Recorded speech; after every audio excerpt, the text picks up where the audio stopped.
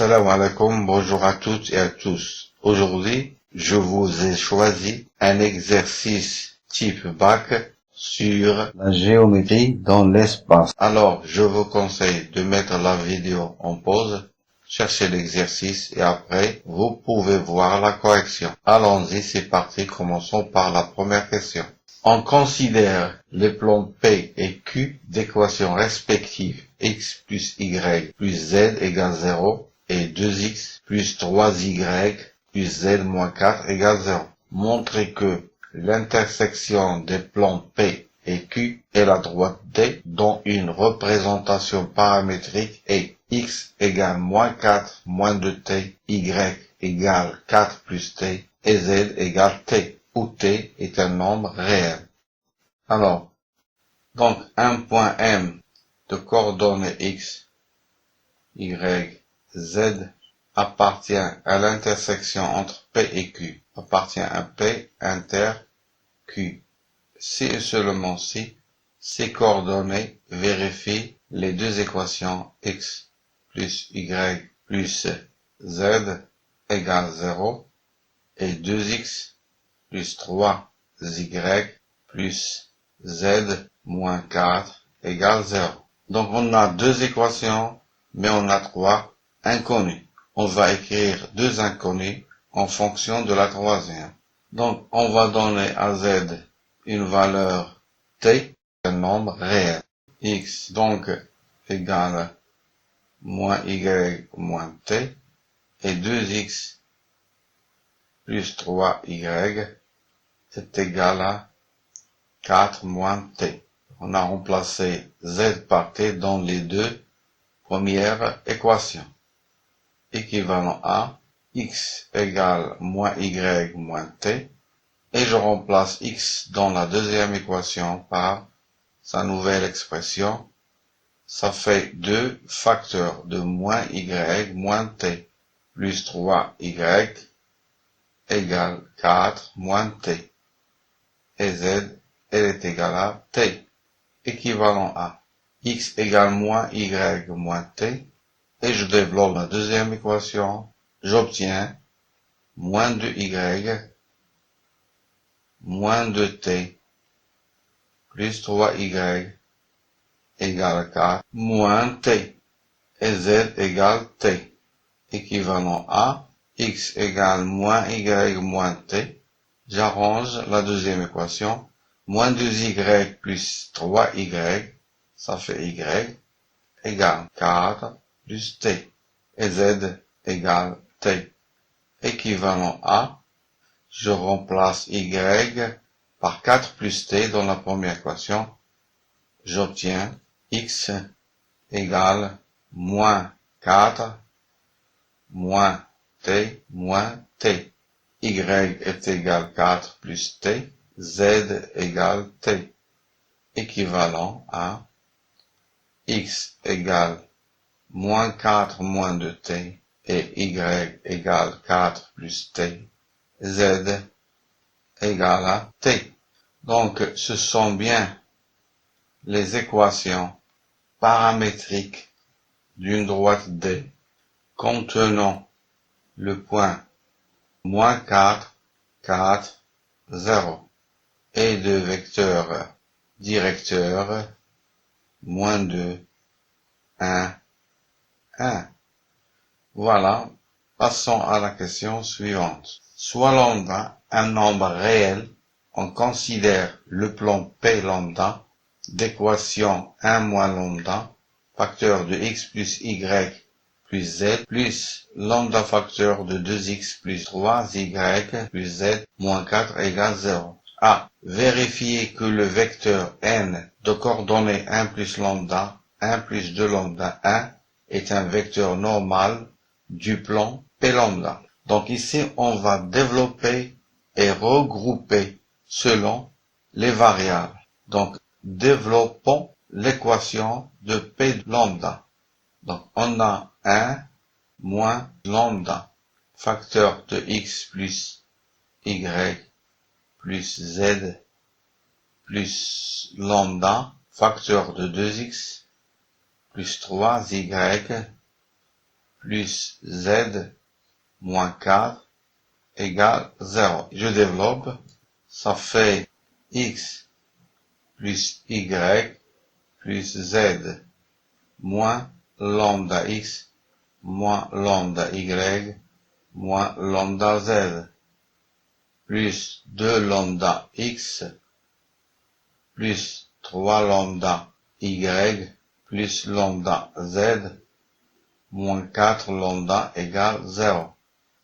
Ça fait X moins lambda X plus 2 lambda X plus Y moins lambda Y plus 3 lambda Y plus Z moins lambda Z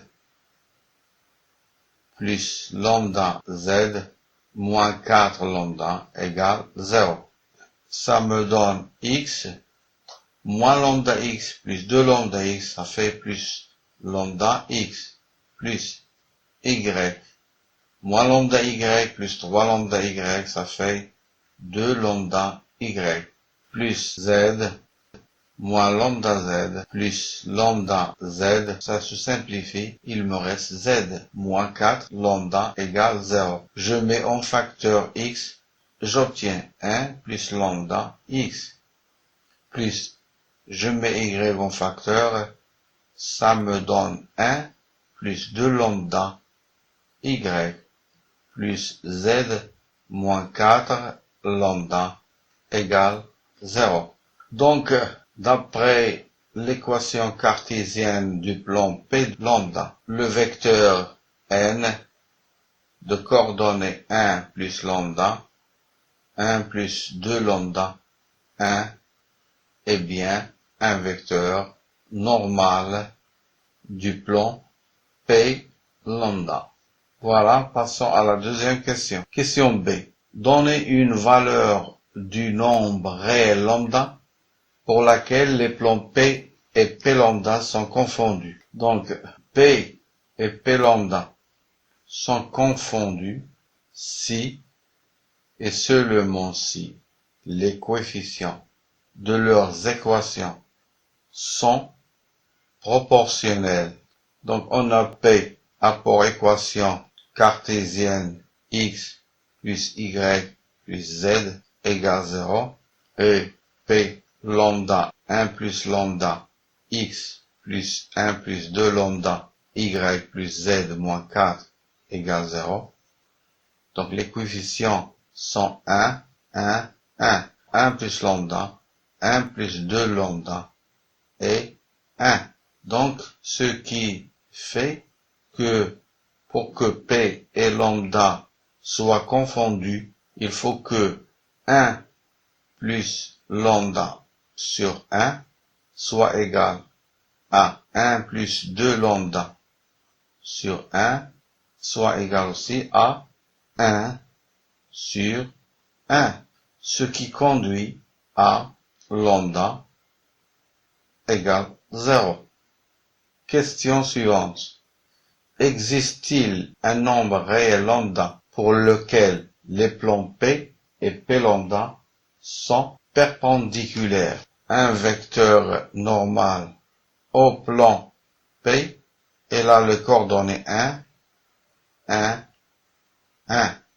Car l'équation de P c'est x plus y plus z égale 0. Les coordonnées de P sont 1, 1, 1. Donc P et P lambda sont perpendiculaires si leurs vecteurs normaux sont orthogonaux, soit P scalaire n égale 0. Alors, petit rappel, P1 de coordonnées A1, P1, C1 et un vecteur P2, A2, B2, C2. Alors, P1 scalaire P2 égale A1 fois A2 plus B1 fois B2 plus C1 fois C2. Voilà. Donc, P scalaire n égale 0, équivalent à 1 plus lambda plus 1 plus 2 lambda plus 1. 1 plus 2 lambda plus 1 plus 2 lambda plus 1 égale 0. Équivalent à 3 lambda plus 3 égale 0. Équivalent à lambda égale moins 3 sur 3 égale moins 1. Question suivante. Déterminer une représentation paramétrique de la droite D, intersection des plans P et P-1. Montrer que les droites D et D' sont confondues. P lambda a pour équation cartésienne 1 plus lambda, x plus 1 plus 2 lambda, y plus z moins 4 lambda égale 0. Donc si je remplace lambda par moins 1, on obtient le plan P-1 qui a pour équation cartésienne 1 moins 1, c'est 0, x c'est 0, 1 moins 2, ça fait moins y, plus z, lambda, moins 4 fois moins 1, ça fait plus 4, égale 0. Donc, un point M qui a les coordonnées x, y, z appartient à l'intersection P de P et P-1, si et seulement si, ces coordonnées vérifient les deux équations x plus y plus z égale 0, c'est l'équation cartésienne de P, et moins y plus z plus 4 égale 0, c'est l'équation cartésienne de P-1, équivalent à. Donc on va donner une valeur t à z, t1 réel, et on va écrire x, y en fonction de z et donc de t.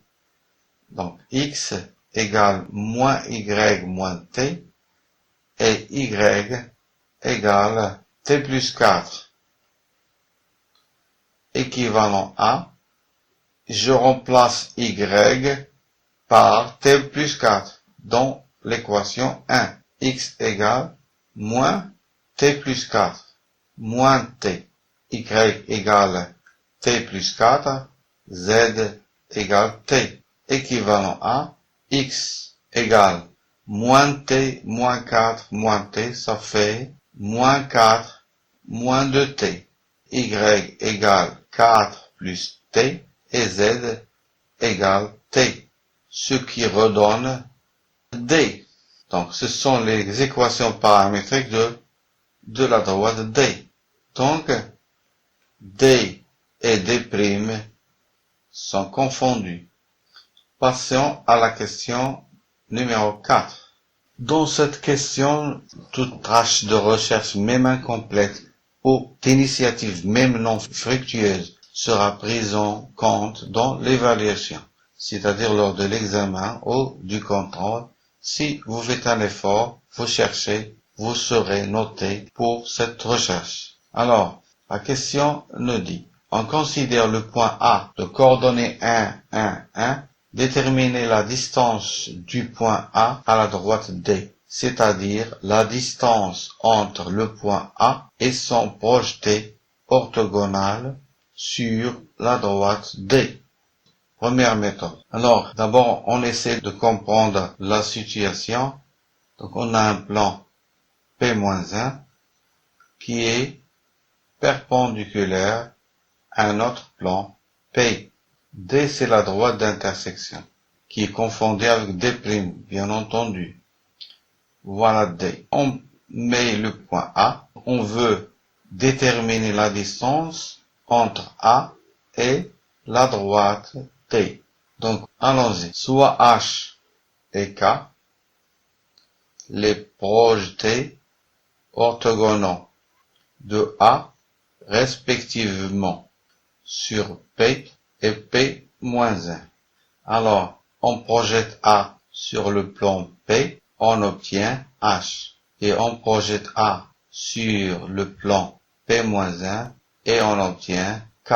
Soit I, le projeté orthogonal de A sur D. Les points H, A, K et I sont coplanaires. Ils appartiennent au plan perpendiculaires à P et P moins 1. Les droites AH et AK sont perpendiculaires, car ils sont perpendiculaires à deux plans perpendiculaires. Le quadrilatère AHIK est donc un rectangle. Donc, la distance entre A et P, c'est la distance AH, égale la valeur absolue 1 fois 1 c'est 1, plus 1 fois 1 c'est 1, plus 1 fois 1 c'est 1, sur racine carrée de 1 au carré, plus 1 au carré, plus 1 au carré, égale 3 sur racine carrée de 3, égale racine carrée de 3.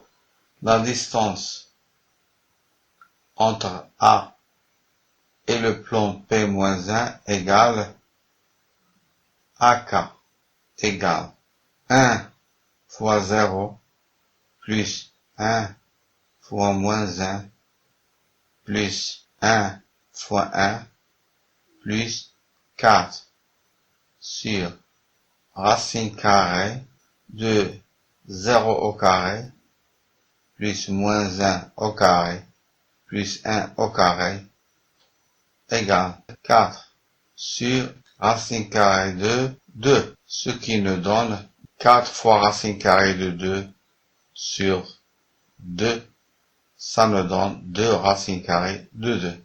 Donc, AH égale KI égale racine carrée de 3 et AK égale 2 racines carrées de 2. En utilisant le théorème de Pythagore, on a IK au carré plus AK au carré, ça nous donne AI au carré.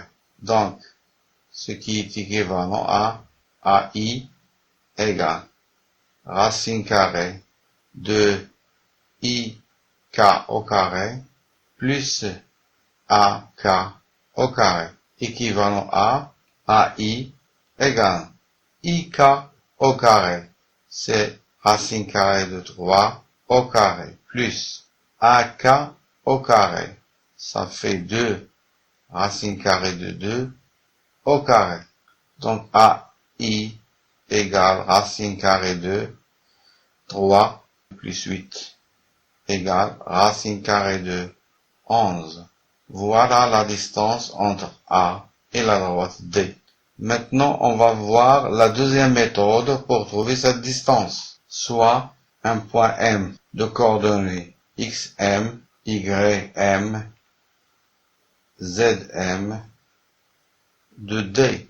Donc la distance AM égale racine carrée de XM moins 1 au carré plus YM moins 1 au carré plus ZM moins 1 au carré.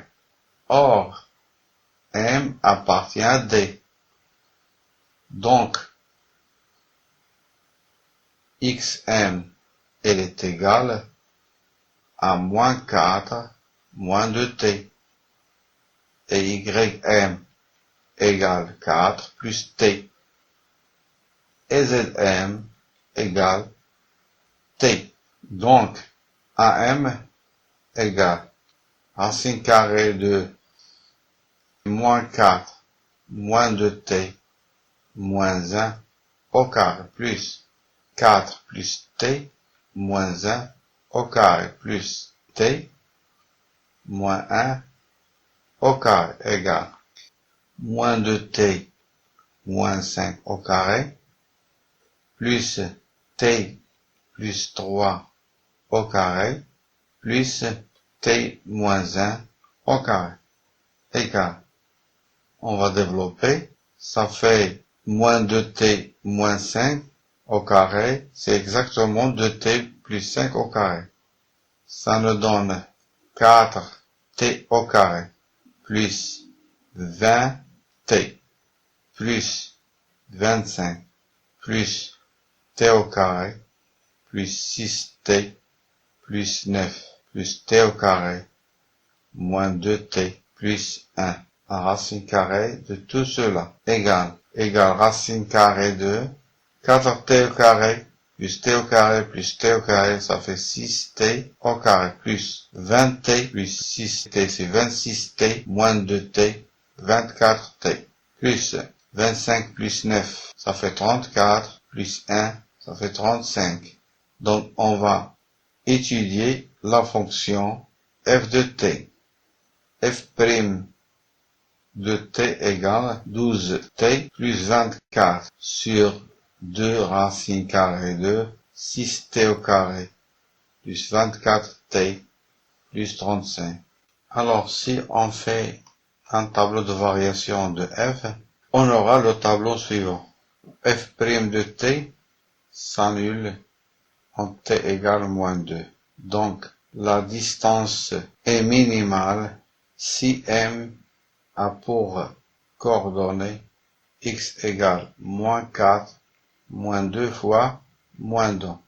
On remplace t par moins 2 égale 0, y égale 4 moins 2 égale 2, et z égale moins 2, c'est-à-dire m de coordonnées 0, 2, moins 2.